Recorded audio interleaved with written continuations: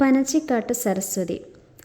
പനച്ചിക്കാടെന്ന് പറയപ്പെടുന്നത് ഉത്തര തിരുവിതാംകൂറിൽ കോട്ടയം താലൂക്കിൽ ചേർന്നതും കാടമുറി ഗ്രാമത്തിലുൾപ്പെട്ടതുമായ ഒരു പ്രദേശമാണ്. അവിടെയുള്ള കിഴുപ്പുറത്ത് നമ്പൂതിരിയുടെ ഇല്ലത്ത് പണ്ടൊരു കാലത്ത് ഒരു നമ്പൂതിരിയും അദ്ദേഹത്തിൻ്റെ ധർമ്മപത്നിയും മാത്രമായിത്തീർന്നു. നമ്പൂതിരിക്ക് ഷഷ്ടിപൂർത്തി കഴിഞ്ഞിട്ടും പുരുഷ സന്താനം ഉണ്ടായില്ല. അതിനാൽ നമ്പൂതിരി അപുത്രസ്യോ കുതോ മുക്തി എന്ന് വിചാരിച്ച് വിഷാദിച്ച് ഗംഗാസ്നാനത്തിന് പുറപ്പെട്ടു. അങ്ങനെ പോയ വഴിക്ക് അദ്ദേഹം മൂകാംബികയിൽ ചെന്നു ചേരുകയും അവിടെ ഏതാനും ദിവസം ഭഗവതിയെ ഭജിച്ചിട്ടു പോകാമെന്ന് നിശ്ചയിക്കുകയും ഭജനം ആരംഭിക്കുകയും ചെയ്തു. നമ്പൂതിരി ദൃഢഭക്തിയോടുകൂടി ഒരു സംവത്സരം ഭജിച്ചു. അതിനിടയ്ക്ക് ഒരു ദിവസം രാത്രിയിൽ അദ്ദേഹം കിടന്നുറങ്ങിയിരുന്നപ്പോൾ സർവാംഗസുന്ദരിയായ ഒരു സ്ത്രീ അദ്ദേഹത്തിൻ്റെ അടുക്കൽ ചെന്ന്, "അങ്ങിനി ഗംഗാസ്നാനം ചെയ്താലും അങ്ങേക്ക് ഈ ജന്മത്തിൽ സന്തതികളുണ്ടാവുക അസാധ്യമാണ്. അതിനാൽ അതിനെ കഷ്ടപ്പെടണമെന്നില്ല. നാളെ തന്നെ സ്വദേശത്തേക്ക് മടങ്ങിപ്പോയിക്കൊള്ളൂ. അങ്ങയുടെ ഇല്ലത്തിനടുത്ത് കരുനാട്ടില്ലത്ത് ഇപ്പോൾ ഒരു അന്തർജനത്തിന് ഗർഭമുണ്ടായിട്ടുണ്ട്. അവിടെ ചെന്ന് ആ ഇല്ലത്തെ ഗൃഹസ്ഥനോട് അദ്ദേഹത്തിൻ്റെ അന്തർജനം പ്രസവിച്ച് 2 ഉണ്ണികൾ ഉണ്ടാകുമെന്നും അതിലൊരുണ്ണിയെ അങ്ങേക്ക് തരണമെന്നും പറയുക. അദ്ദേഹം സമ്മതിച്ച് സസന്തോഷം ഒരു ഉണ്ണിയെ അങ്ങേക്ക് തരും. ആ ഉണ്ണിയെ മുലകുടി മാറിയാൽ ഉടനെ വാങ്ങി അങ്ങയുടെ ഔരസപുത്രനെപ്പോലെ വളർത്തുകയും ചൗളം ഉപനയനം മുതലായവ യഥാകാലം നടത്തുകയും ആ പുത്രനെ കൊണ്ട് കാലമാകുമ്പോൾ വിവാഹം ചെയ്യിക്കുകയും വേണം. അദ്ദേഹത്തിന് 10 പുത്രന്മാരുണ്ടാകും. പിന്നെ എന്നും അങ്ങയുടെ ഇല്ലത്ത് പുരുഷന്മാർ 10 പേരിൽ കുറയാതെ ഉണ്ടായിരിക്കും. അങ്ങോട്ടും സംശയിക്കേണ്ട. സകല കാര്യങ്ങളും സാധിപ്പിച്ചു തരുന്നതിനായി ഞാനും അങ്ങയുടെ കൂടെ പോരാം" എന്ന് പറഞ്ഞതായി തോന്നി. ഉടനെ ഉറക്കമുണർന്ന അദ്ദേഹം അവിടെയെങ്ങും ആരെയും കണ്ടില്ല. എങ്കിലും ഇത് മൂകാംബികാദേവിയുടെ അരുളപ്പാടാണെന്ന് വിശ്വസിച്ച് നമ്പൂതിരി പിറ്റേ ദിവസം തന്നെ രാവിലെ കുളിച്ച് ദേവിയെ വന്ദിച്ച് ഊണും കഴിച്ച് മടങ്ങിപ്പോന്നു. അദ്ദേഹം സ്വദേശത്തെത്തിയ ക്ഷണത്തിൽ തന്നെ കരുനാട്ടില്ലത്ത് ചെന്ന് അവിടുത്തെ ഗൃഹസ്ഥൻ നമ്പൂതിരിയെ കണ്ട് അദ്ദേഹത്തിൻ്റെ അന്തർജനത്തിന് ഗർഭമുണ്ടെന്നും ആ അന്തർജനം ഇരട്ട പ്രസവിച്ച് 2 ഉണ്ണികളുണ്ടാകുമെന്നും അതിലൊരുണ്ണിയെ തനിക്ക് തരണമെന്നും പറഞ്ഞു. അവിടെയപ്പോൾ അന്തർജനത്തിന് ഗർഭമുണ്ടോ ഇല്ലയോ എന്ന് സംശയിച്ചിരിക്കുകയായിരുന്നു.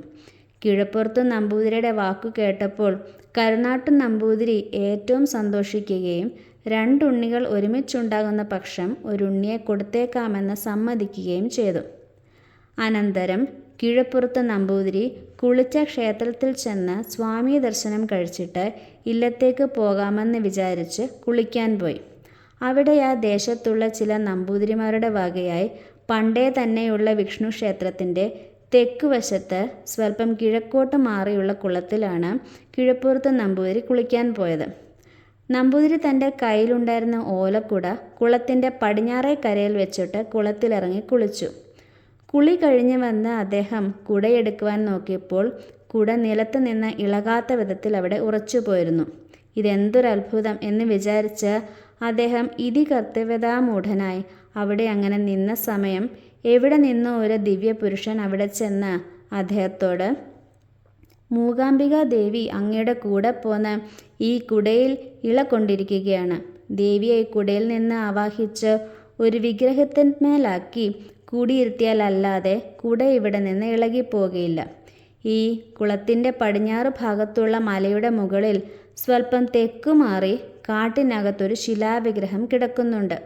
അതെടുത്തുകൊണ്ട് വന്ന് ദേവിയെ അതിന്മേലാവാഹിച്ച് കുടിയിരുത്തിയാൽ മതി.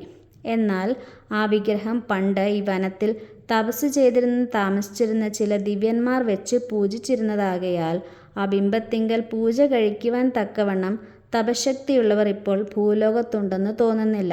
അതിനാൽ ആ ബിംബത്തിന്മേൽ ദേവിയെ ആവഹിച്ച് അവിടെ കിഴക്കോട്ട് ദർശനമായി കുടിയിരുത്തുക മാത്രം ചെയ്താൽ മതി.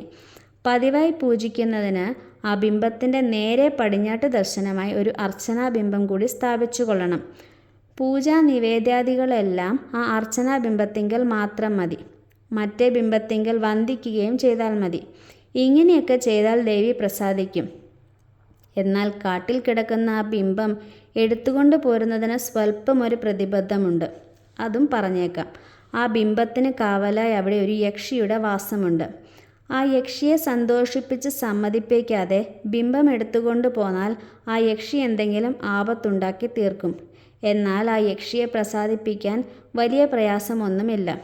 കുറച്ച് വറപൊടിയും ശർക്കരയും ഒരു കരിക്കും കൂടി കൊണ്ടുപോയി ഒരു നിവേദ്യം കഴിച്ചാൽ മതി. പിന്നെ യാതൊരു ഉപദ്രവവും ഉണ്ടാവുകയില്ല എന്ന് പറഞ്ഞ് ആ ദിവ്യൻ അപ്പോൾ തന്നെ മറയുകയും ചെയ്തു.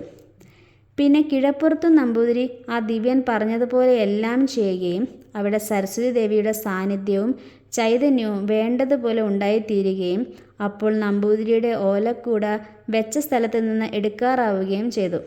ഇപ്രകാരമാണ് പനച്ചിക്കാട്ട് സരസ്വതിയുടെ ആഗമം. അവിടെ ദേവിയെ ആവാഹിച്ച് ആദ്യം കുടിയിരുത്തിയ ബിംബത്തിന് മാത്രമേ സ്വരൂപം കാണുന്നുള്ളൂ. അർച്ചനാബിംബമായി സ്ഥാപിച്ചിരിക്കുന്നത് നാഴികക്കല്ലു പോലെയുള്ളൊരു ശില മാത്രമാണ്. ഈ ബിംബങ്ങൾ സ്ഥാപിച്ചിരിക്കുന്ന സ്ഥലത്ത് ചുറ്റും മതിലുണ്ടെന്നല്ലാതെ മേൽപ്പുരയും മറ്റുമില്ല. ആ സ്ഥലത്തിൻ്റെ 4 പുറവും ഉയർന്ന സ്ഥലങ്ങളാകിയാൽ അവിടെ ചെന്ന് നോക്കിയാൽ സരസ്വതി ദേവി ഇരിക്കുന്നത് ഒരു കുളത്തിലാണെന്ന് തോന്നും. തെക്കും പടിഞ്ഞാറുമുള്ള മലകളിൽ നിന്ന് സദാ വെള്ളം ഊറിക്കൊണ്ടിരിക്കുന്നതിനാൽ ദേവിയെ കുടിയിരുത്തിയിരിക്കുന്ന സ്ഥലത്ത് വെള്ളമില്ലാത്ത കാലം ചുരുക്കമാണ്. ബിംബത്തിൻ്റെ പീഠത്തിന്മേൽ നിന്ന് മുളച്ച കാടും വള്ളികളും പടർന്നു പിടിച്ചു വന്നിട്ട് മിക്കപ്പോഴും ബിംബം സ്പഷ്ടമായി കാണാൻ വയ്യാതെയും ഇരിക്കും. അവിടെ ചെന്ന് നോക്കിയാൽ ആകപ്പാടെ അവിടം ഒരു പുണ്യസ്ഥലമാണെന്ന് ആർക്കും തോന്നുകയും കേവലം നാസ്തികന്മാർക്ക് പോലും ഈശ്വരഭക്തി മനസ്സിൽ അംഗീകരിക്കുകയും ചെയ്യും.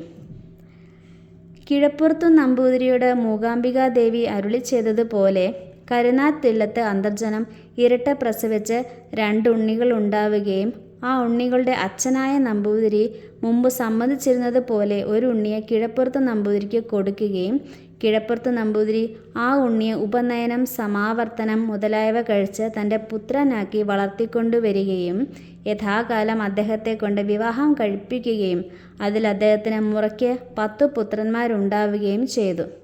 അക്കാലം മുതൽ കിഴപ്പുറത്തില്ലത്ത് 10 പേരിൽ കുറയാതെ പുരുഷന്മാരുണ്ടായിരിക്കുക പതിവാണ്.